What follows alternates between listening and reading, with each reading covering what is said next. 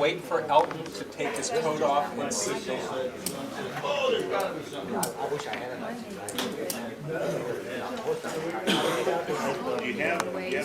Mac. Please come to order. Good morning. Good morning. You're much more awake than I am. This is meeting 169 of TNG the Mac. Oh no, we count. We count. Do you make those numbers up, Bill? No, no. And you're going to find it's not just a straight 10 meetings every year, because when we were meeting at the School of Advertising Art, we also did some workshops, and somewhere around 1993, 94, we had one meeting get snowed out, so we had to cancel the meeting. So those are real numbers, and they're off of looking at what we did and when, so agendas. So those are real numbers. Meeting 169. Let's see, we just did the welcome. Do we have any visitors today? We have 2 visitors. Okay.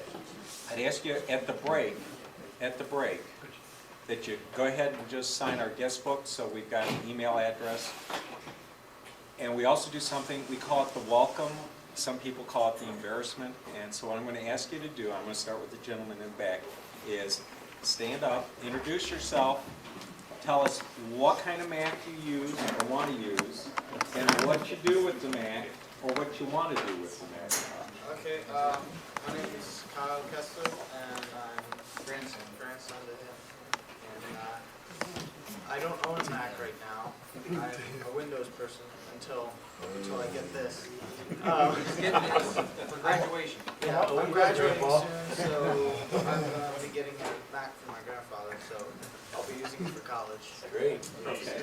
Engineer. So, engineering. Welcome.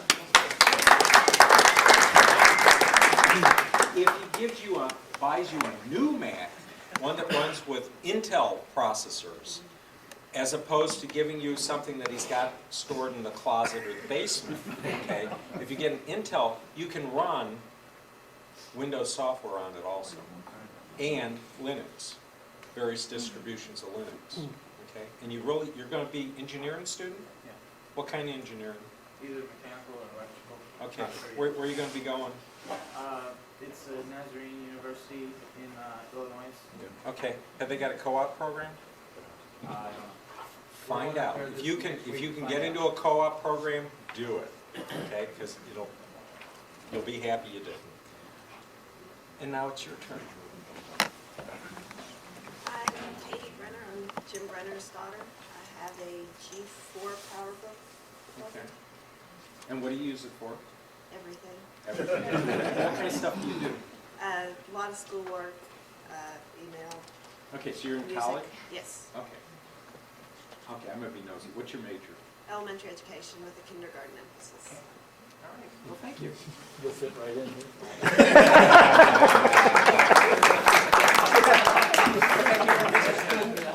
Okay, agenda items. The number 1 item on the agenda, of course, was the welcome. And number 2 item on the agenda is to tell you what the agenda is. The main meeting today is going to be a continuation of a long-winded dissertation that I did about what to do before good computers go bad and what to do when good computers go bad. So this is part 2 that we'll be doing. And then, Mr. Cobb, do you have anything special in terms of the novice clinic? Follow along with what you're doing, but not necessarily. Okay. So what we do, for those of you who aren't familiar with the process, we'll be doing a little bit of business for about another 10-15 minutes. Then we'll have a 10-minute break. We'll restart main presentation with this group. The novice clinic meets in the sort of enclosed area back there with the other screen. Okay, do we have any news items for the members, from the members? Any news items? Anybody buy an Apple TV? Looked at one. Okay. Yeah, they're doing some very interesting things with that Apple TV. Okay. Anybody else have any other new items? Okay. I have an item, and I want you to take this with just a pinch of salt. Gardner Associates says that the Macintosh market share has plummeted. Okay, plummeted. I looked at their numbers, they're only counting PowerPC Macintoshes. So the stuff that Apple stopped making 2001, 2002, apparently Apple's not making any more of them, and that's why that market share is going down. But they haven't been counting. Well, see, they Macintosh. changed names. See, they used to be Apple Computer, now they're just Apple, so. Oh, that's true. For those of you who missed it, Apple Computer is no more, it's now Apple Incorporated, because they're branching out into other types of technology. Okay, nobody else has a news item? Okay, no other news items. Do we have any for sale or wanted items today? This is where if you have if you have pre-owned equipment sitting in a dedicated storage space that you want to get rid of or give away. Oh, good, people. Ron, I know I can always count on you. Decker has lots of old Macintosh 2 units, keyboards, monitors, and they're gonna go away in a month or so. Okay, so basically, if I want that pristine Mac 2, Big box. I gotta come do it soon. I got 14 of those. 14? That's all. Okay, and they're all working? Why? Come get your bookshelf window. Yes, Doug. Yeah, my wife's not here, so I can say this. We're getting rid of our old G3 with, instead of USB, the other connections, and it has a I'm not sure, it's gonna be next month or so. It has a UMax, has full Photoshop, the whole bit. Okay. She's working on me to work on that. So I'll let you know more Okay. Send us an email what it is. with, and whether you're When it's giving it away or finalized, I'll you're do looking that. for best offer, so we can get that all into the. Yeah. I had a request from one of my coworkers. He's looking for a G4 iMac, LCD screen, what we call the beach ball iMacs, used. He wants to set it up as a media center at his home. So if any of you have something like that, for sale, let me know and I'll pass it on to him. Okay, anybody else would for sale or want it? Yeah. As a quick reminder, anybody who has an old machine that's looking to get some repair parts, let me know. I still have access to the DMA shelves down in their basement of miscellaneous parts and items and keyboards and drives and CDs. Okay. I'm assuming this is a plaintive cry to the Linux crowd that's hiding in our audience. Whoever is interested in. They got Mac parts? Really? They got like a whole shelf of just Mac stuff. They just didn't want me to do something that's going to find a place. Could I give you some of the stuff from my basement? You could have sneaked it in there. They're glad to hang me. Okay. So basically, those Apple III power supplies I So, got like, sitting if you've on the got- shelf if are you've got- not If you gonna. need a new 1.25 inch, or if you need a new floppy drive or your CD-ROM or now on your old power PC and things like that. Okay. Okay. Old keyboards, mice. Send me an email, because you know me, I forget. Okay, so send me an email, and that way I've got it in my inbox, and I'll broadcast it back out to everybody. Okay, so I think we're done with for sale and wanted. Just Mac 2s, you know what I mean? The other stuff, usually you have lasers, laser V23s. I've got laser printers, if anybody wants the old, built like a tank. They run a lot of them. And you got cartridges too, don't you? I Uh, know you, Ron. The toner You got cartridges. cartridges? You got toner I have cartridges too. some. Yeah, I thought so. Okay, put me down for one Mac 2 and one V23 laser writer, okay? How about laser point B23? Get a cheap laser point B. Oh, I have a question from the front. Does anyone know a cheap source for quality laser pointers? For somebody doing a presentation? What I'd recommend is if you're down in the Cincinnati area, you have Microcomputer down there. They have laser pointers that are pretty good quality and relatively low cost down there. And you might try, have you tried CompUSA? See if they have any? No, I tried a couple. Oh, we have a Flea markets. flea market, she says. $60 at Staples, you could get one. Ah, How okay, much? No, I'm talking about the little pen light ones, yeah, you buy flea market for $2 or something. okay. Oh, you're for like large amounts of them? At the break, okay, at the break, you two. There is one, you can get a toy frog laser pointer at Myers, I'm told. I haven't been there, Okay, $10 or less, okay. but I don't know whether it's suitable. But do you think a toy frog laser pointer's professional when you're doing that, you know? I may only use it once. Okay, okay, I hear you. They play with a cat, that's what they do. Okay, moving on. I'm getting looks from Mr. Howe, so I've got to get the meeting under control again. We just did for sale and wanted help desk. Did anyone have a kerfuffle with their Mac this month? I don't have a phone or whatever, but our son had his, is a digital arts major at Bowling Green, and their keyboard went kapooey, and he's always been told that you have to go through MIDI cables and hookups and so forth. I assured him that we could get it into GarageBand another way with an instrument, so I took his keyboard, and all you have to do is use the RCA hookups. You come into that thing I was telling the novice group about that goes from RCA to USB, and it'll go right into GarageBand, and the thing only cost him, it was like $99 for the object, and then the cables and the hookups that go with it. So there are other ways besides MIDI, because he's been to several computer places where they say you only do it by MIDI, and that's not true. Okay, everybody follow that? Everybody follow that? Well, if it goes in by RCA, I don't think it would be editable in the same way that MIDI would be. Is it? Oh yeah, you can do anything you want to. Because it's once you get it in. Yeah, you can do anything you want to. Right, but MIDI detects them as individual notes, so that can be, well, I keyed this note in and corrected it and shift it up a couple of spots on the stack. If you bring it into RCA, it brings it into the voice. It's a wave file. What I'm gonna give you and Don a homework assignment. At the break, discuss this, okay, and come to a consensus. It's a cheap and easy way. If you Okay. want to go the other way. Moving right on. Nobody else had a malfunction? Ah, Richard. Not malfunction, but I'd like to talk to anybody who might have installed Ubuntu in an external hard drive on a PowerPC Mac. Okay. All right, so at the break, if you're doing Ubuntu Linux distribution and you've installed on an external hard drive on a PowerPC, so that's the PowerPC version of Ubuntu Linux, not the 386 or the 64-bit. See Richard at the break. Baldock wasn't able to help you? We've had many exchanges and we're Okay. getting there, He had a prior engagement, he couldn't come to the meeting Yeah. today. Okay. because I had a lot of printed material. But he asked me to check with you at the break, you know, on how you were doing. Yes, Ed?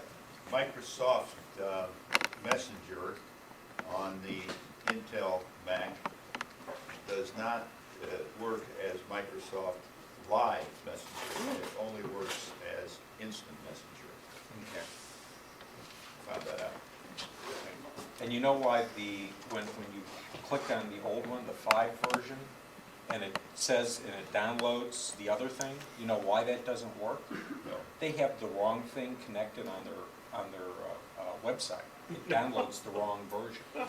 That's why you have to go to the other one and get the 602, the one you got. I blew 3 hours trying to figure out why that thing would not uncompress the way it was, until I accidentally put it on a PC and it comes up with the PC version. Microsoft says, no, of course not, it won't work. That's a 4-year-old software you bought.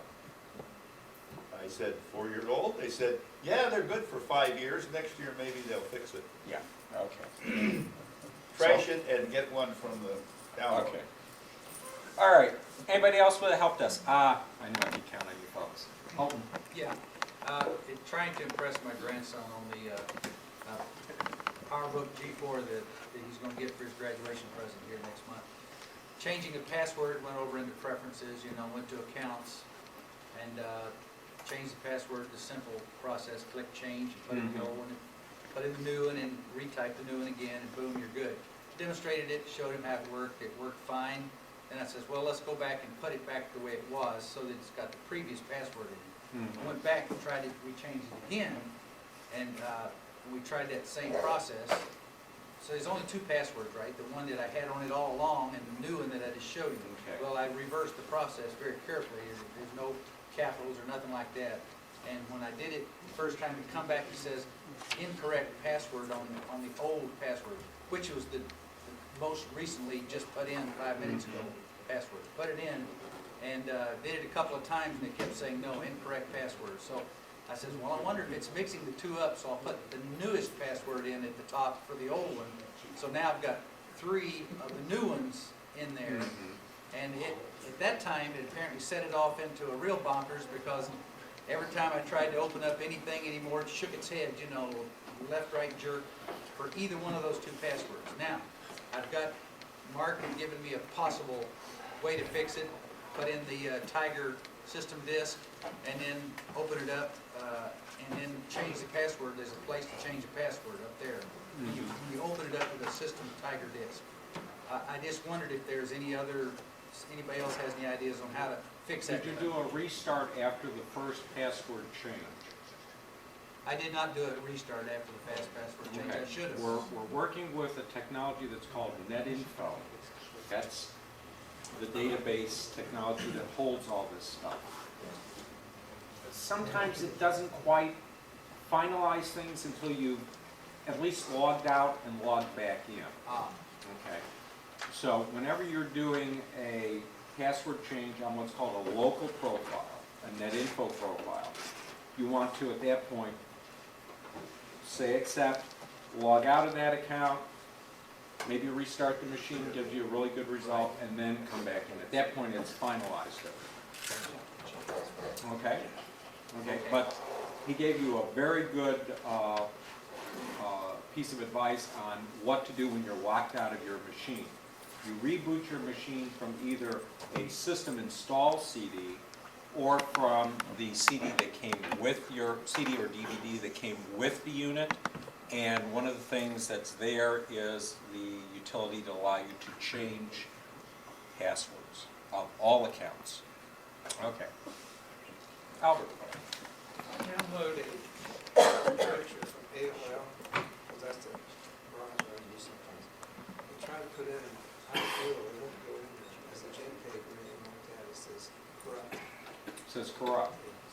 Okay. Did you try opening it in something like Preview and then saving a copy out? Because that's what I find when I get something that's been sent over the internet. I'll go to my Preview. Oops, sorry. Oh, no, I did the right thing. Okay, this is good. I wasn't quite, I'm sort of with it this morning, but not quite. That Preview program that comes with the Mac and Mac OS X, that Preview program will let you open different types of documents. And I don't know if I've got a graphic here on the machine or not, but you could open it in Preview, so that corrupted, the one that's not quite right, and then you save a copy of it. Sometimes that'll be just enough to get things put back in order. Same file, save it in the same file format. I usually pick a different file format, just to make sure that it actually is doing something to the file, and not just changing the name. What is iPhoto's favorite format? It's good with TIFFs, it's good with GIFs, JPEGs, it's pretty versatile. The only thing it doesn't like is RIFs, it doesn't like PDFs. Don could probably tell you more than I could. Don, have you ever seen anything that iPhoto just really coughs up a hairball at? Sometimes you have to put it onto the, I mean, instead of importing it directly into iPhoto, sometimes you have to put it on the desktop to do it. Okay. It depends on what system you're running and what's Okay. going on, and even what 5, 6, or, is 7 out now? Not yet. I didn't think it was, somebody Yeah. said it was, I didn't think it was. They got photo like J. Okay, so does that give you some help and directions? Okay. All right, do we have anybody else? Okay, so that would be help desk. Mr. Georges, I think we're up to raffle time. We're gonna do, you think I'm gonna take 25 minutes for a raffle? No. What we got for raffle today? Well, we've got Disk Studio, which is a hard disk management tool from Micromat.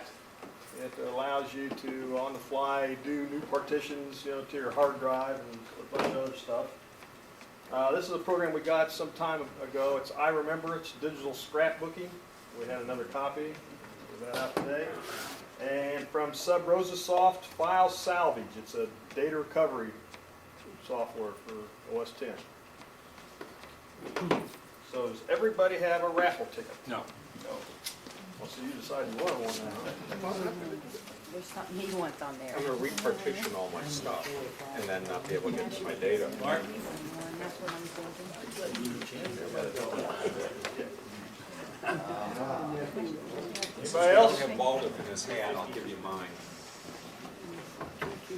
Mr. Kirkner, you want to do the honors since they trust you and not me? Sure about that. Bill, Yes. what is that machine you use to make it go up on the big screen? You're talking about this thing? Okay, that's called a computer projector. And the way we do it, it's actually hooked into a video port on the side of this laptop.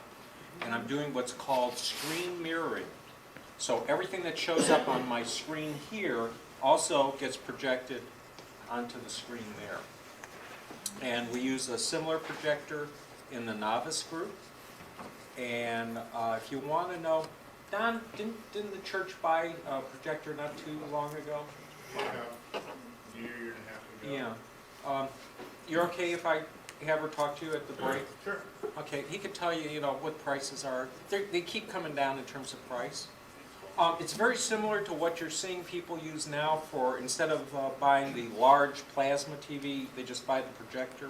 That's what we were looking for project the on- center, and I'm not sure what I'm looking for. Okay, Don can give you a pretty good idea. It's Don Bennett, all the way in the back corner. Okay. He's waving his hands. Okay. I trust him. He knows which way is up and has seen sunlight more than once. Okay. Donut. That's it for the first part of the meeting. We're ready to take a, we can do a 15-minute break. There are restrooms at the end of this hall, and there's also a restroom here, and then a restroom downstairs for the gents.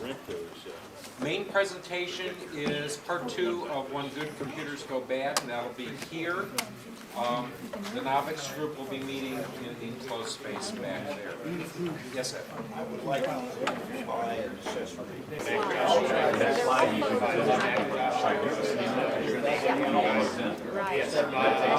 Yeah, my wife did that.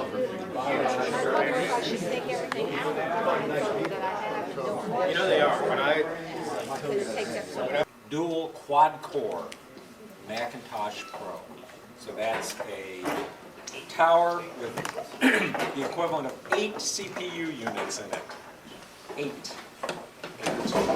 All Intel-based. 3, 4, 5, 6. 1, 2, 3, 4. I'm going to let you start handing those out. These are, what was being handed out is a print copy of a document that I handed out last month. My Mac won't start, a troubleshooting guide. And we also have it available if you want it on your flash drive. Mr. Kirtner has copies on the iMac over there, and he can put it on your flash drive if you want. It's the same document that we had out last month.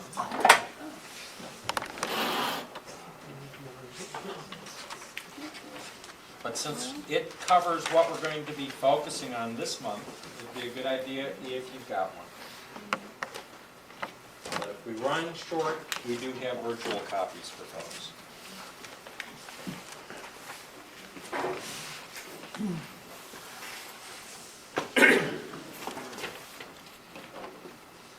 Now I'm running on a slow machine here. So it's going to take a while to start up. Hey, Bill, Yes, sir. have you noticed with the new 10.4.9 that the applications actually do start uploading? That was one of the things that they were touting with that new update. We're not, I've got it at home, but I haven't really done much with the stuff at home. We haven't deployed it at work because we always test that stuff. I've noticed quicker than actual computer startups, Okay. and applications. Okay, are you on PowerPC machines or Intel machines? I'm on G5. You're on G5. Okay, so you're on PowerPC still. Okay. I know, if I get a chance, we're in the process, for those of you who don't know me, I work for the Dayton Daily News, and we're in the process of moving from our old building to our new building. And that involves moving computers, and sometimes when you move computers, bad things happen. And that was part of what I was channeling when I decided I would do this presentation last month. And I haven't had a whole lot of spare time. I've been on compulsory overtime since the last weekend. This weekend, they're not moving anything. Next weekend, I'm on compulsory overtime. I'll be working Saturday and probably Sunday also. One of the folks had asked me at the break why we rescheduled, whether it was to adapt it to my needs. No, the former church secretary at Good Shepherd Lutheran Church had made a mistake, and she had us scheduled. We were scheduled when we were supposed to be the second Saturday of the month, but she scheduled a women's group in here and a men's group. Just a women's group? Just a women's group in this room. So that's why we changed the meeting date this month. Is that why she's the former secretary? Yes, yes. Okay, now I don't know if she did that before or after she knew. Anyway, doesn't matter. Disaster day. When good computers go bad. This is a continuation from last month. Those of you who weren't here last month, you're smiling, Art. It works. You're weirding me out, Art. Why are you? Oh, okay. We're in business. For next month, then. We could do it now. People Okay, are going to tell thank people. you, Art. I got to get the presentation. Okay, so what I'm going to do is just do a fast forward through what we did last month. Okay, so those of you who were not here last month, I apologize. Just go with the flow. Okay, disaster day, when good computers go bad. General meeting 169, April. Okay, disaster. Okay, ship sinks, people drown, people fall off of the back of the boat, bad. Okay, so Did you do this before or after the boat just sank?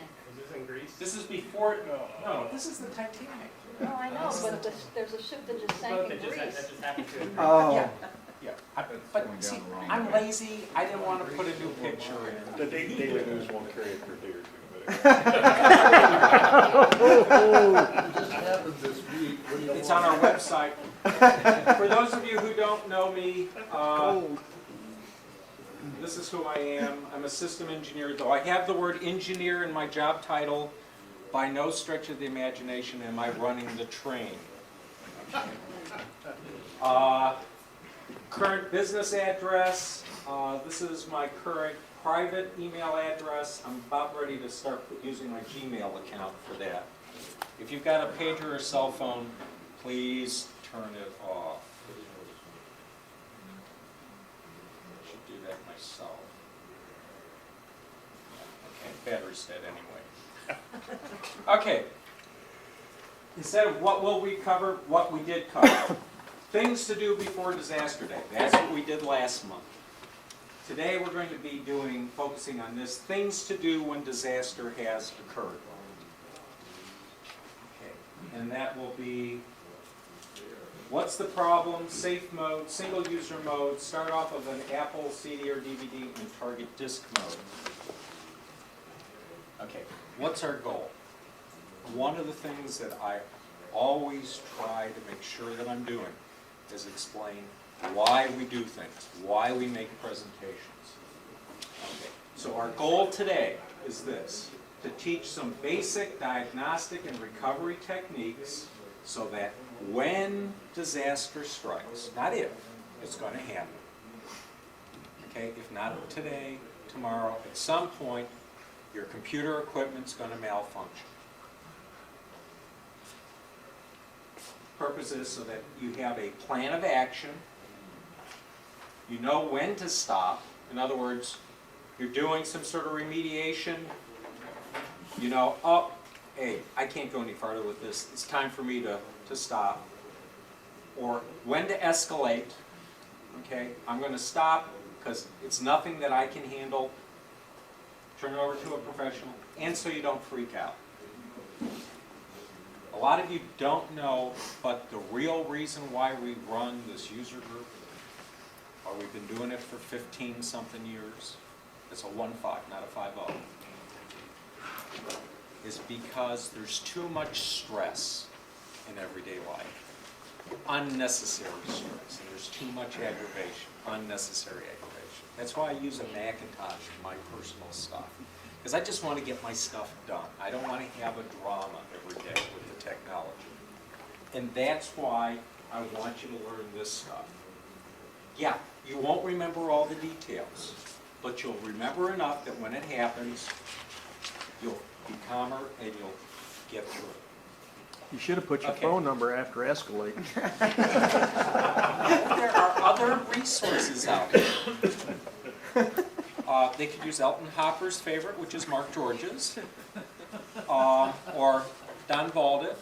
And the other thing to remember is you have professionals out there, like CompUSA, Mac Depot, a Macintosh store, the Apple store down in Cincinnati. Okay, there are other Blue Lake Computers, it's another Macintosh support. Electronic Edge out in Yellow Spring. So there's all sorts of other sources you can use when it's something that's appropriate for a professional. Okay.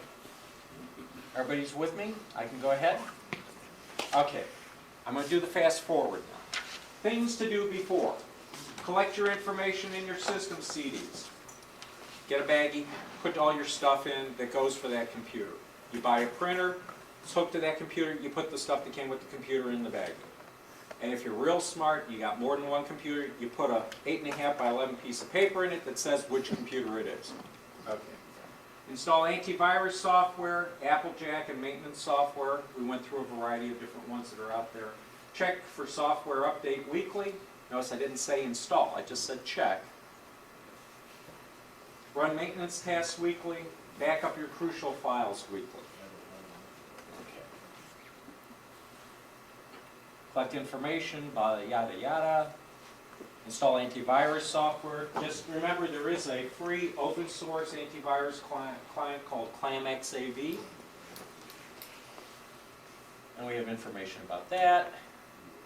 Applejack. This is another free open source. This comes into play if you end up doing what's called a single user mode boot. And we'll see if we get that far, if I can show you how that goes.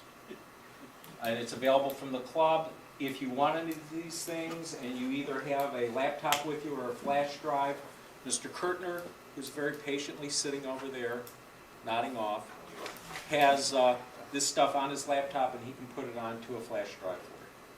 And that goes for ClamXAV, Applejack, and some of these maintenance utilities. Onyx is the one that I prefer. Mr. Cobb prefers Mac Janitor. John Baldoff, I think, prefers Macaroni. I forget. In any case, it's a personal choice on these. Okay, and this is the website for Titanium. And we talk about a weekly routine. Okay, and that's where we were when we finished last month. I have run out of time. So what we're going to focus on this month is the computer is already FUBAR. All right? And we're going to just walk through sort of a process followed up beyond all recognition. Okay, so things to do, disaster has struck. Okay? First thing is, what's the problem? Okay? If you can determine what the problem is, that gives you an idea of what path to follow to do remediation of the problem, to solve the problem. And then we've got some recovery techniques we're going to be going through, which is safe mode, single user mode, booting off of an Apple CD, and target disk mode. This is in ascending order as we go down of intrusion, if you will. If you're doing a safe mode boot or a single user mode boot, you're not doing anything very intrusive to the computer. When you start to boot from the CD, DVD drive, or you're in target disk mode, then you're going to be doing a little bit more intrusive stuff. Okay, so let's start with what's the problem? Okay, this is where you want to have your little sheet so you can refer to it. So we're on that first page or upper quadrant of it. Empty blue or gray screen.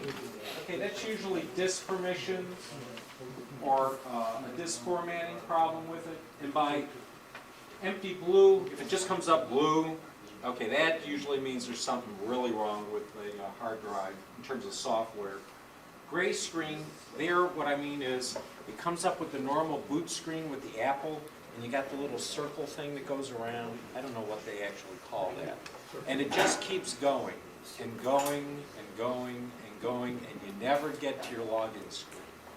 Okay, so when I say gray screen, that's what I'm referring to. Usually means disk or permission problems.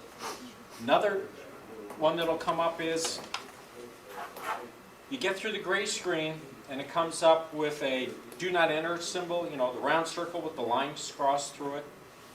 Or you get a flashing question mark, or it just shows you a broken folder on the desktop.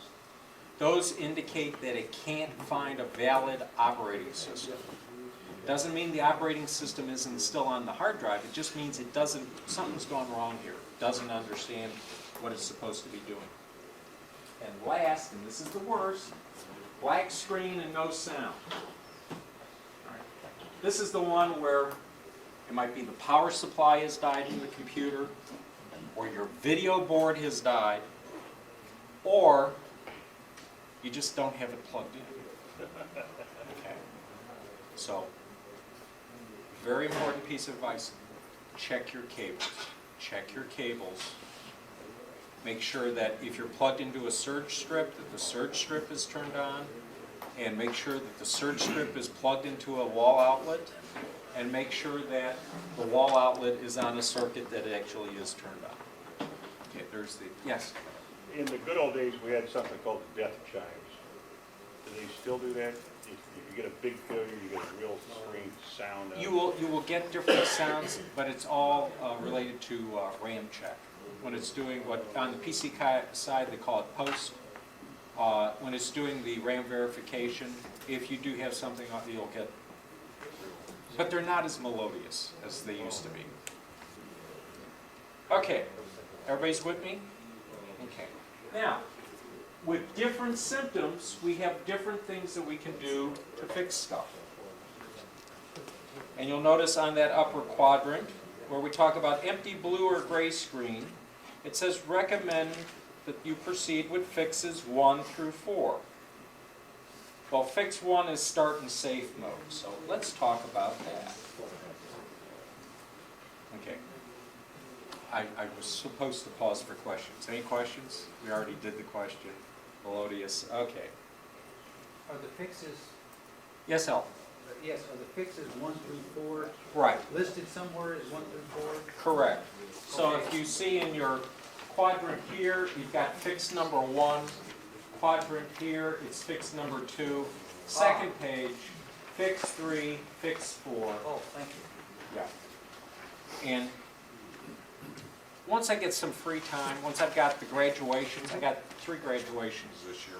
And once we got the move to the new building out of the way, I'm going to redo this one for people, you know, with the eyes, where the eyes are going. And we're going to make sure every member's got 2 copies, one in their folder and one in their desk drawer under their computer. That you'll always have it with you. Okay, fix number 1 is what's called a safe boot. It's a special way to start up Mac OS X, and this was put in from Mac OS 10.2, what's called Jaguar, and Mac OS Panther, Mac OS Tiger. I'm assuming it's going to be in Leopard. And it's a way of starting up your machine for troubleshooting purposes. And it does 3 things to simplify the startup and operation of your computer. It forces a directory check of your startup volume. It loads only the required kernel extensions. And what's the third thing? Let me think for a second. RAM check. It does a RAM check, RAM verification. Now, remember, those of you who used to use Mac OS 9 or 8 or 7, we had the little march of the icons when the machine would boot, where it would be loading what were called extensions.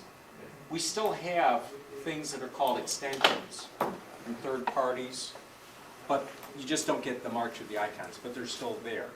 So this is equivalent to starting up a Mac OS 9 machine with extensions turned off and a few other little whiz bangs thrown in, because this is Unix we're talking about. Now, safe mode startup. How do you do this wonderful thing? It's really complicated. So I'm gonna have to tell you a couple times. 1, make sure your computer's shut down. 2, press the power button so that it comes on. 3, as soon as you hear that startup tone, hold down your shift key. Everybody got that? Shift key. And a little tip, shift key should be held as soon as possible after the startup tone, but not before. Okay. And release the shift key when you see the gray apple and the progress indicator, the one that, the spinning wheel. So you don't have to hold it for the whole time. And the reason why that's important is finger fatigue. Okay? Because when you start your Mac this way, it's going to do a complete RAM check, which is going to take it a while. And it's also going to do what's called FSCK, File System Check. It's going to go through with a Unix utility, FSCK, and check every single file on the hard drive for permissions, integrity, reliability, validity. It takes it a while. So it's going to be a much slower boot process. Okay, so if you're holding it down with your finger through that whole thing, it may take it 4 or 5 minutes. Okay, so we don't want to have finger fatigue. Okay. So everybody's got that? That's safe mode or safe boot. Can you speak to what that, I know you've got other fixes, but while you're in the safe mode, what is that useful for? What do I do now that I'm in the safe mode? Is that Okay, once it comes up, okay, once you've come up in safe mode, let me go back, I'm in single user mode there. It's doing a complete check of files and permissions and repairing things. File system check doesn't just check, it also does repairs. So the very fact that you're doing this with the boot process sometimes will eliminate the problem. Okay. But what you also know is when it boots in safe mode, it doesn't load any of those third-party extensions. Okay? So if you then reboot in a regular mode and you still got the same problem, then you know it's going to be one of those third-party extensions that's causing the problem.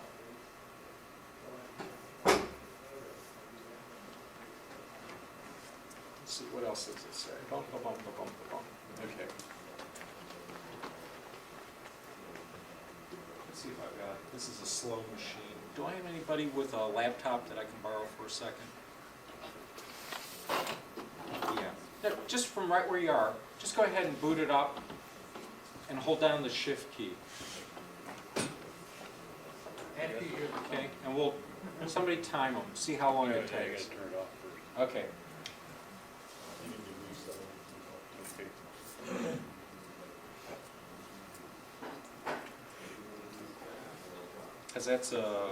Is that an Intel? Yeah. Okay, they'll come up quick.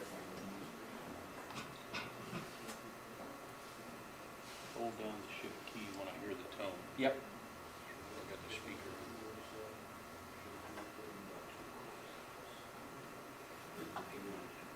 Because there's one other indication that you get is that when you come up to the login screen in safe mode, it'll say safe boot above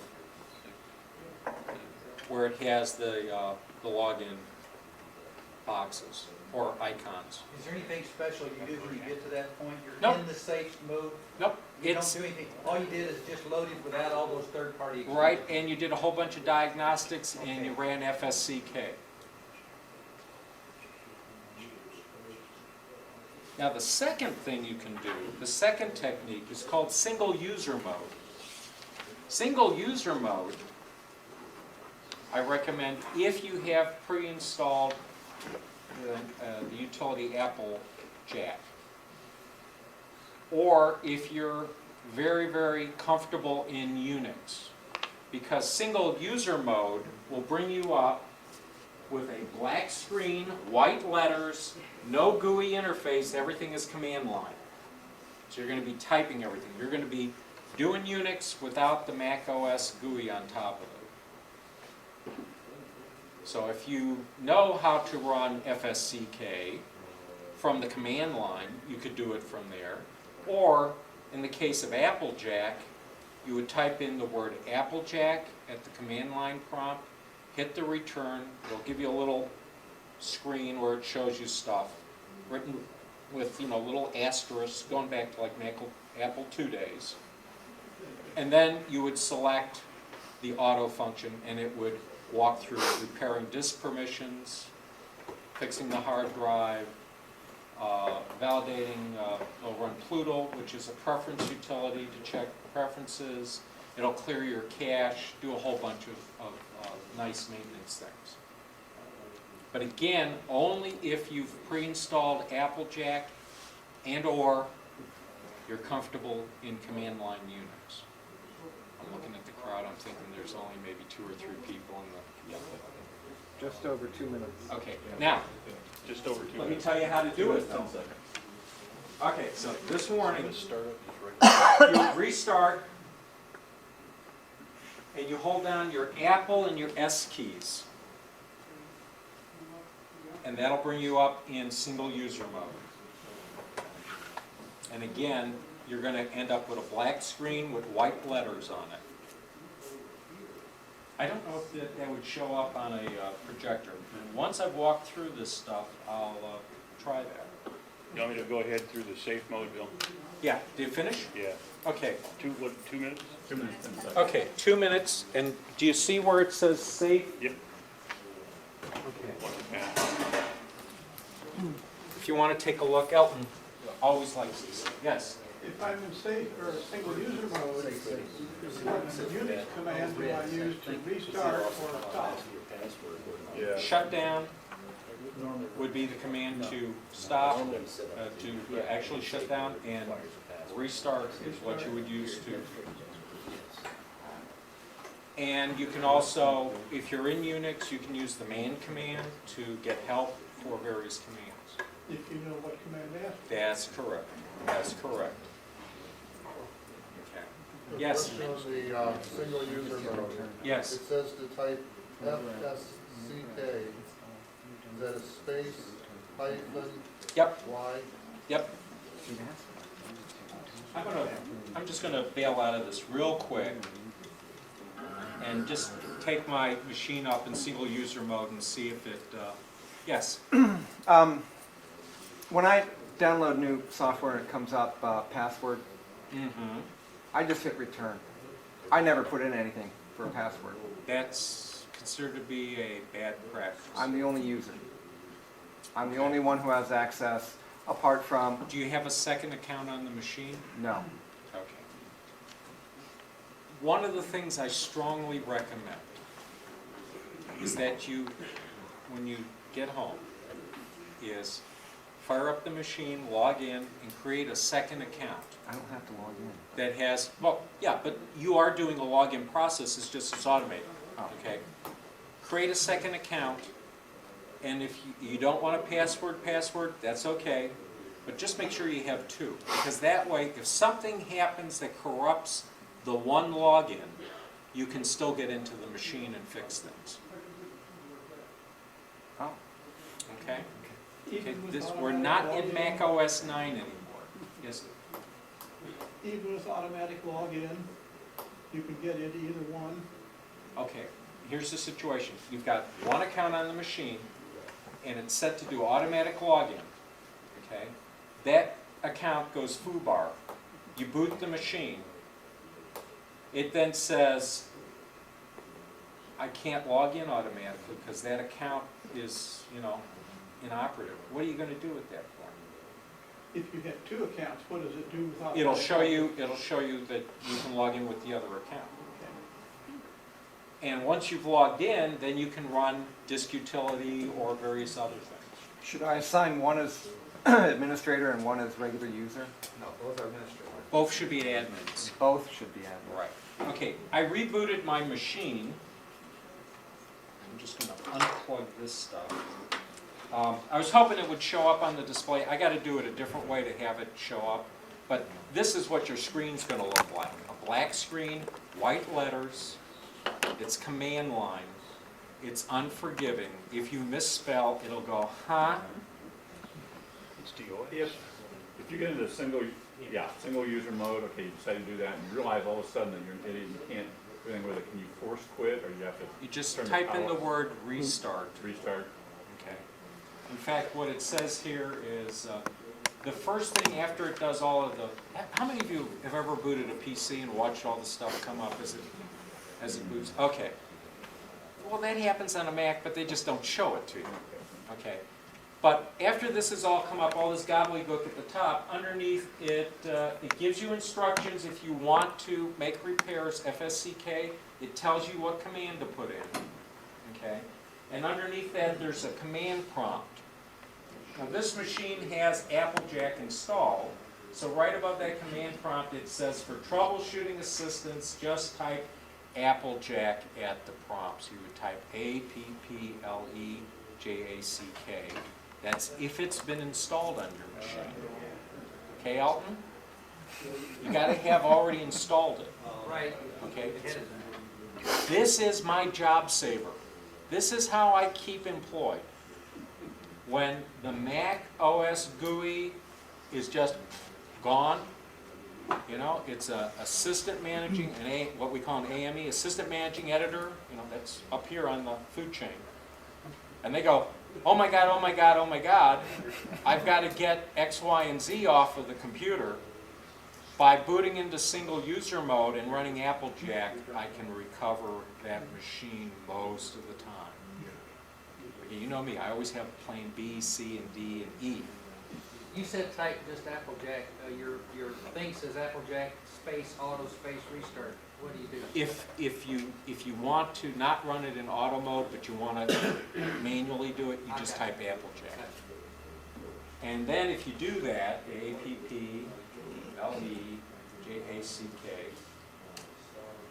it then comes up with a, I know it's hard to read, but it comes up with a nice little asterisk around the thing, and it gives you some explanations about it. Okay. And right now I'm just going to go ahead and do a restart.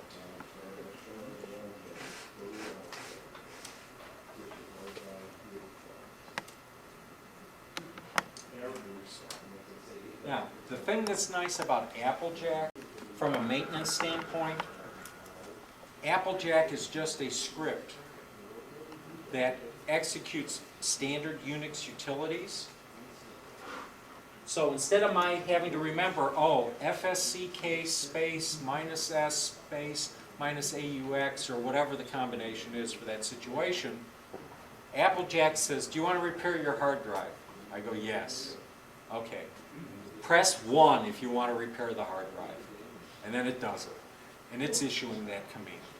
Because I'm Mr. Fumblefingers. If I can mistype it, if it's possible to mistype it, I will. You know, I remember we were doing a presentation once. I talked about goals. Instead of G-O-A-L, I had G-A-O-L. You know, jail. And it was in the UK when I did that. So that's how they spelled J-A-I-L. Okay. Let me get logged back in here. Okay, so Applejack presents you with a menu. It says if you want to repair preferences, press 4. If you want to repair a hard drive, press 1. If you want to empty cache, press 3. If you want to do all of them, type auto. Boom. Okay, so it's for, you know, when you got to do disk repair, but you had a little too much scotch. Okay, we got the machine rebooted. I'm logging back in. Okay, now that's single user mode. Again, I want to emphasize, It's only if you're comfortable doing command line or you've pre-installed Applejack on the machine.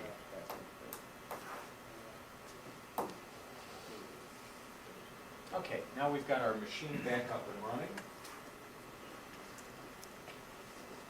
So it took about 2 minutes to do a safe boot, thereabouts. Interesting too, when I restarted the machine, it took about that same 2 minutes for it to come up in its normal mode. Now it's fine. There's one other thing that happens when you do a safe boot, and that is it automatically moves all the 501, 503, and 504 temporary files into your trash. So sometimes you'll find stuff in your trash can, you go, where did that come from? It's temporary files. I call them barnacles that Unix sort of picks up over time. You shouldn't empty the trash can then? Yeah, you should empty the trash can. Yes, Tom? You said no stupid questions. To make a second account, is it on the pull-down menu, or how do you do that? I've never done it. Okay. Oh, yeah, lots of fun. You go to your Apple and select System Preferences, or you go to your dock and select System Preferences. It comes up with this. Okay? These are called, not control panels, control panes. You know, they always got to change something. Then you would click on the account pane. Okay? Let me back up just a second. I did that a little fast. Okay, it's this one down here. Okay, this one. So click on accounts. Now you'll see on this machine I have a presenter account and it has admin rights, an administrator account with admin rights. Then there's an account called Surfer, that's the standard, and we have an account called Kids, and that's managed. Okay. Let's just say managed is a normal account that's been really restricted on what you can do with it. Okay. Now, if I want to create a new account, in this case, first I have to click on the padlock down here. Okay, and I have to go in as an administrator. Presenter is an administrator, so it's allowed to create new accounts and delete accounts. At that point, I click on the plus. Don's going, oh, yeah, I do know this. You click on the plus, and it gives you this screen. You put in what the name is going to be for the new account, and it will create its own short name, or you can change it. So in this case, let's make it, I'll make it Ann Petty. I hit return, and it's going to say, you were bad, so let me do a cancel here. I should have hit a tab. It made a short name of ANNPETTEE with no spaces, all lowercase. That's what it will name the home folder for that user. And then you got to put in a password. Different from what you... Whatever you want. Me, the brain cells are dying, so I tend to use on one machine, if it's an admin, the same password for both admins. Because, you know, when things go wrong, just the brain doesn't work. So we rely on habit. Okay, something that most people don't know, right up there you got a little key next to it.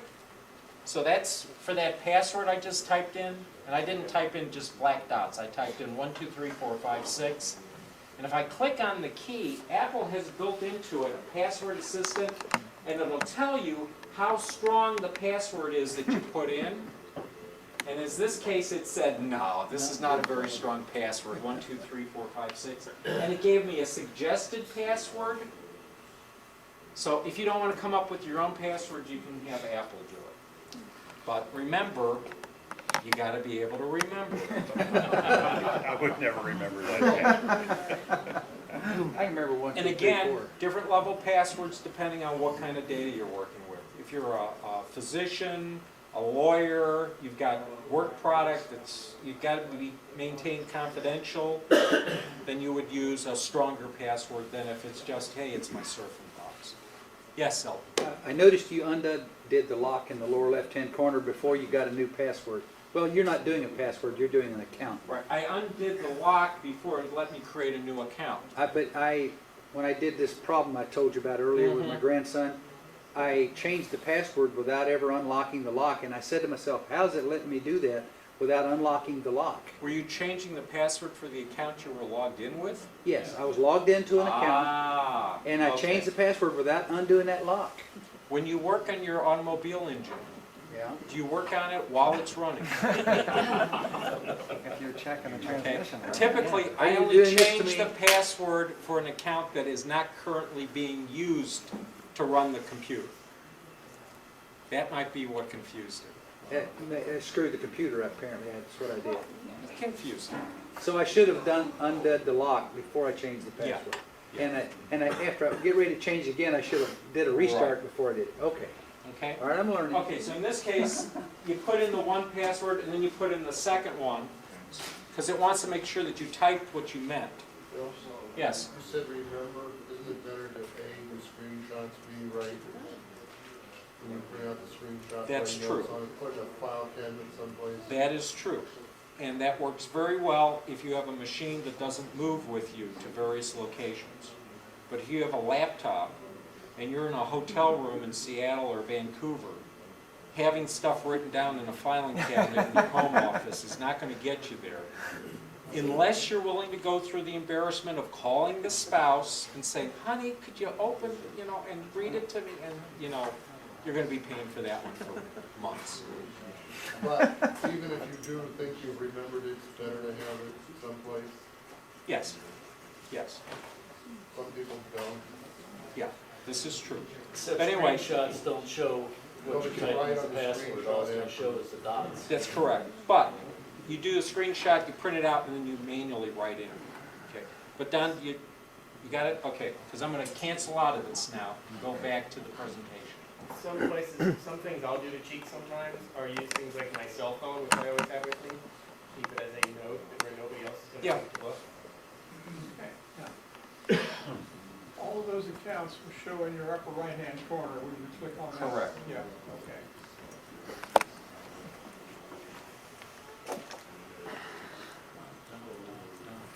Done. Done. Done. Okay, so we'd gotten up to single user mode startup. Okay. Another technique, if you have an Apple install CD, DVD for the operating system, or you have the original CD, DVD that came with the computer. Remember, you got your plastic Ziploc bag and you got all the stuff in there, and it's all labeled, okay? You'd be able to find it very quickly then. You can start up the machine from that CD. It's what they call booting from CD, booting from DVD. What I find is a good way to do that, well, okay, basically what you do when you're starting off from CD, DVD, you hold down the C key as the computer starts up. So in other words, you would put the CD in, or the DVD, I'm just going to call it CD, okay? Restart your machine, hold down the C key as the computer comes up. What's going to happen then is instead of it looking for that hard drive with the operating system on the hard drive, it's going to look at the CD and look to see if there's an operating system on it, and it's going to run from that. Now the reason why that's a good thing is because if you're running from the CD, you can run disk utility from there.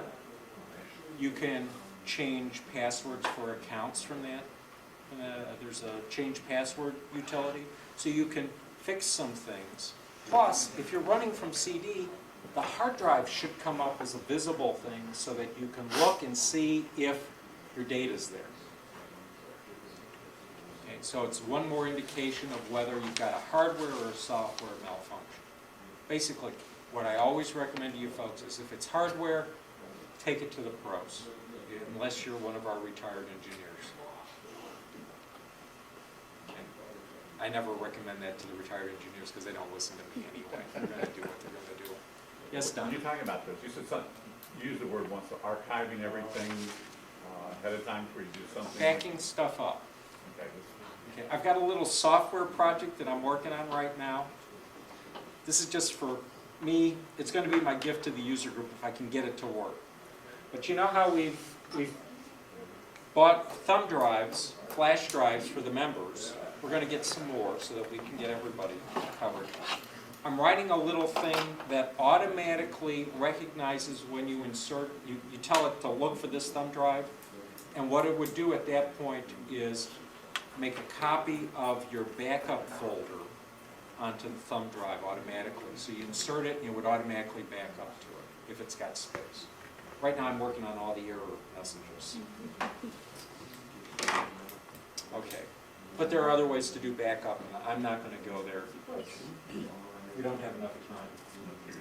If it's a CD that came with the computer, if you started up with holding down the letter D for diagnostic, it comes up in a separate utility from Apple, and it'll do a complete hardware check of your machine. That's only with that disk. Correct. The disk that came with the computer. The disk that came with the computer. So if I put a disk that came with a quad processor G5 and I try and start it up in this laptop, the first thing this laptop's going to tell me is, oh, it doesn't have a DVD drive, and that's a DVD. And the second thing, even if it did come up, it would tell me, oh, it's not for this form factor, this model of computer from Apple. Okay? You're smiling. That always makes me nervous, Dick. Well, for instance, I'm up to 10.4.9 now. Yeah. And I've got a 10.4 installed disk. Right. But when I bought my little basketball, I was back at 10.1. Right. So that's the one I have to have. What you would do is, for doing diagnostic tests, you would use the one that came with the computer. Okay. But to do repair stuff with the latest, I would use 10.4. you would use the install CD for your operating system. Okay. Because you've upgraded your operating system. Okay, everybody still with me? Yes, George. That actually worked. The hardware test actually worked on my machine one time. It went south, and I did the hardware test, and it says you got a bad memory chip. Of course, the good folks over at the Mac Depot said it's still in warranty, and they fixed it for me. And that's what's different about Apple from other computer companies. It worked. Yeah. How many of you run PC software, Windows? Have you ever tried a system restore? A restore point? I know 2 people where it's actually worked. I know a lot of people that work on computers. That's Microsoft technology. Apple, this stuff works. I mean, that's such a comforting feeling. Having something you can count on that actually works. Okay, moving right along. Question? Yes. While you're still there, I'm gonna start off with the CD, DVD. Yep, part. I'm back there. Oh, you're still back there, okay. Yeah, I just moved back. Okay. Yep. I was just looking at, it says, hold down the mouse button while you turn on your Mac to open the CD tray, and hold down the C key while you turn on your Mac. So you hold down 2 keys when you turn on your Mac then? Okay, if you've got something in there and you're trying to get it out, Yeah. there's a CD in there, Oh, and you want to get it out. okay. You either hold down your mouse key or you hold down the eject button, and that'll force it out. Okay? But in terms of starting up from a CD, you hold down either the C key or the D key. C if you want it to be running an operating system that you're going to run disk utility and these other things from. D key if you just want it to run hardware tests. Right, I'm slow, I want to make sure I understand. If Sure. my computer is turned off, in order to turn it on, it has to be off. Correct. Okay? And that means I can't slip a disk into the slot because You it's have it turned off. up, you get it up first, you put in the CD, even though it's not running. Oh, you turn put- the on button on, slip the CD in real quick. Right. And then hold down the C. Right. Okay. If you're really fast. Okay. Really? I'm not real fast. If you're not fast, what do you do? If you're not fast, what you would do is at that point, you've gotten the media into the machine, I would then do a restart on it, holding down the C. Oh, and then hold down the C. And then after it's restarted, you hold down the C key. Yes? It's been a while since I've done that, but the time I had to do that, and I didn't have the media to stick in at that moment, when I held the C down, it waited for me to go and locate it. Does it still do that? It still does that. Okay. It still does that. Okay. Elton? Sir? Okay, go ahead. You got it? I'm sorry, yeah, he just explained the way to do it without being super quick. So- Okay. No, but the main thing is that, you know, we're here for you. For everybody here. I'm sorry to interrupt. No, you're not. There's people up here nodding their heads going, boy, I'm glad he asked him to go over that again. Okay. So Peter's saying I should go ahead. Just keep moving. Okay. Now, let's say that none of those three fixes got you there. There's another way to get to your data. And Ed Rodabaugh will tell you, when the computer's not running, you don't care about what programs you have installed or what operating system. All you care about is, can I get to my photos, my music, my financials? I mean, that's the important stuff, your data. You don't realize it, but that is the important stuff on the computers. Target disk mode means it requires having two computers. You have to have two computers. And one of them is going to be brought up in target disk mode. That would be the one that currently is not booting correctly itself. And the other one is going to be the computer that's running the show. So it's sort of like having an airplane with two engines. One engine is feathered, the other one is pulling you through the air. Now, I'm going to ask if I can borrow your computer for a minute.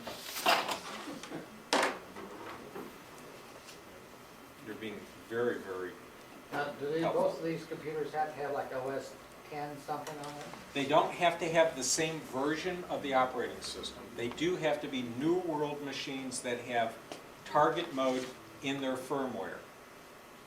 Okay, so this is stuff that we're doing at a lower level before the OS even boots. Go ahead and shut down, Bill. I've done this Yes, target mode once we went from our G4 to the iMac Intel. The one thing I didn't realize at the time was when you do that, every little piece of junk or whatever you have on the other one is going to end up over there whether you like it or not. Yeah.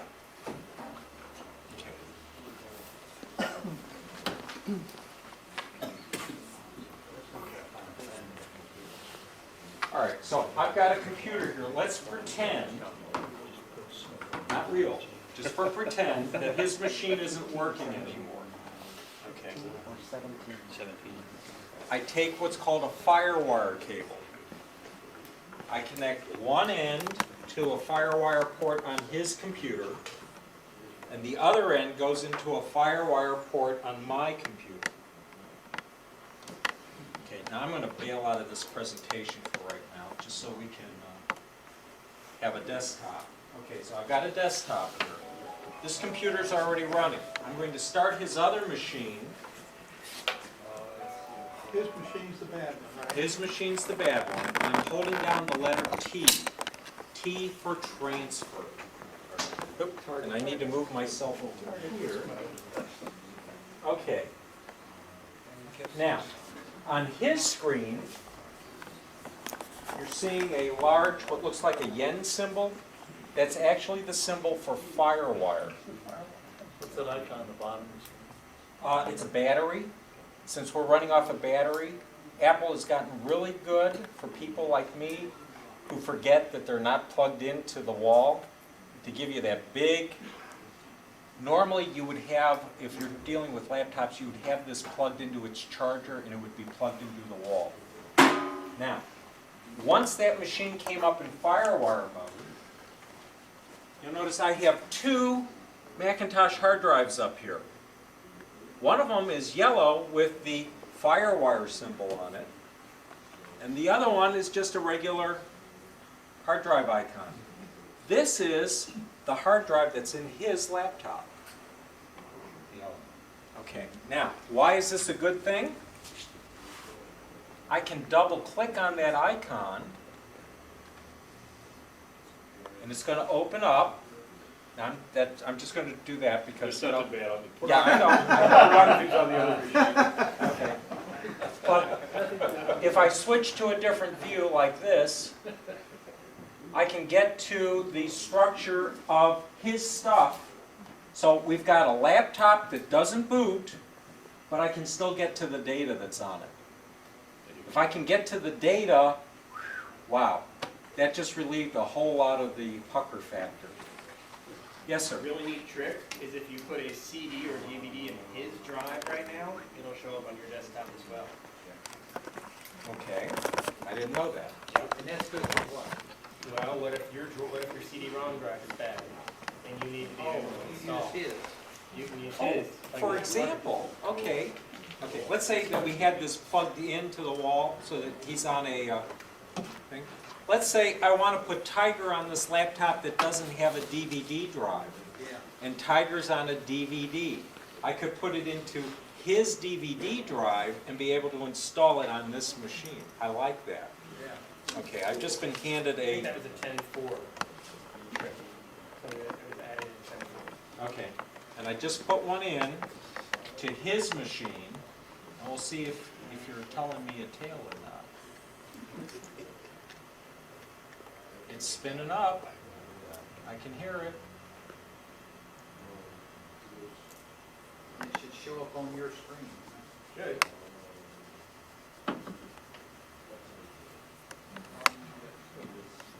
It's one of those blank ones that he Okay, so we made. know Dan was just telling us a tale. Yeah, I'm just lying. No, I've seen it work. Dan is telling us a tale. There it is. All right. Okay.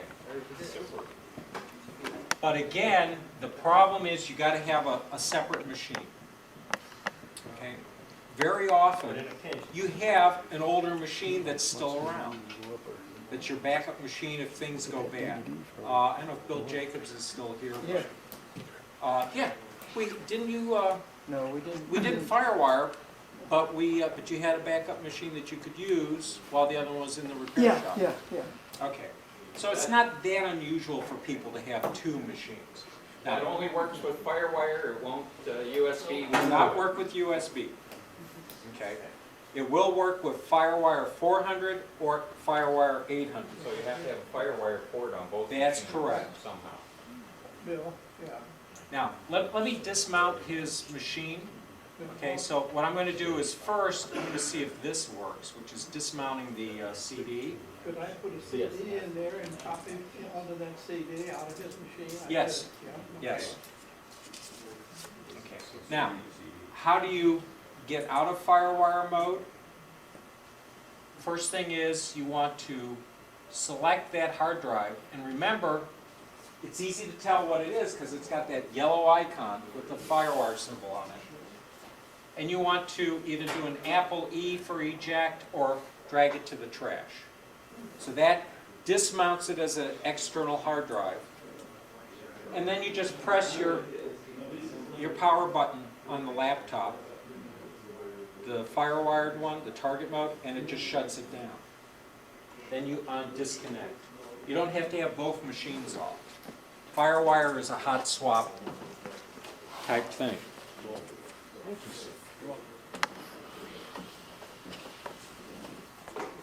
Okay. So the purpose of the FireWire is to get that data. And again, I want to make sure everyone understands the data is what's important. So once you get that computer up, whether you're using the safe mode or you're using single user mode or you've used some utility, the first thing you want to do is make sure that your important data gets backed up immediately. Because if it goes south again, you still got your data. Okay? Let me get the presentation back up and see if I missed anything else. Otherwise, I think we'll open it up to questions.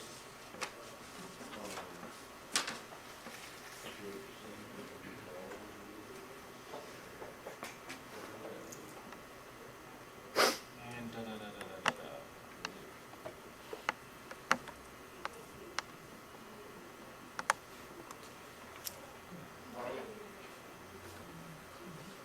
Okay, so we were right there, target disk mode, so we open it up for questions. Yes, George? Now, if you have a second hard drive, which you digitally back up things to Mm-hmm.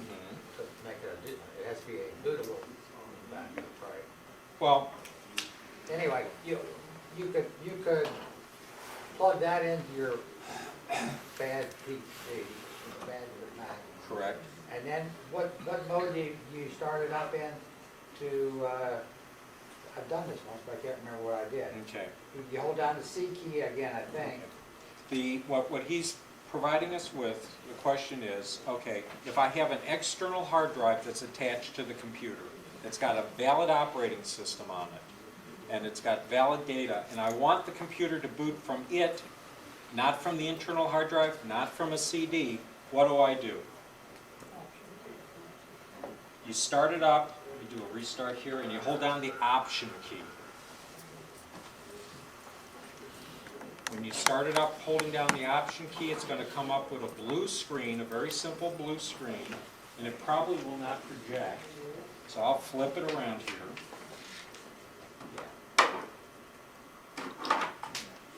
Okay, I'll come up with a screen that looks like that. A very, very simple interface.